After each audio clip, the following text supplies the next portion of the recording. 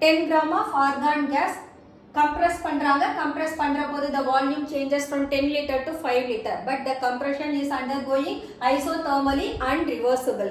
Isothermal na temperature is constant. For this process W is given by நம்ம work done calories la calculate பண்ண போறோம்.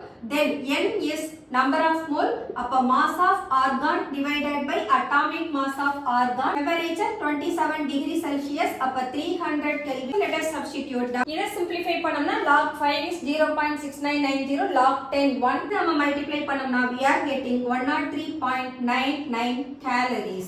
So W calculate பண்ணிட்டோம். இப்போ நாம del E calculate பண்ணணும். That is that internal energy. For an isothermal and reversible process, del E equal to 0. Therefore, Q plus W equal to 0 or Q equal to minus W, or this is minus 103.99 calories. உங்களுக்கு இந்த video பிடிச்சிருந்தா like பண்ணுங்க, share பண்ணுங்க, comment பண்ணுங்க, subscribe பண்ணுங்க. Thank you.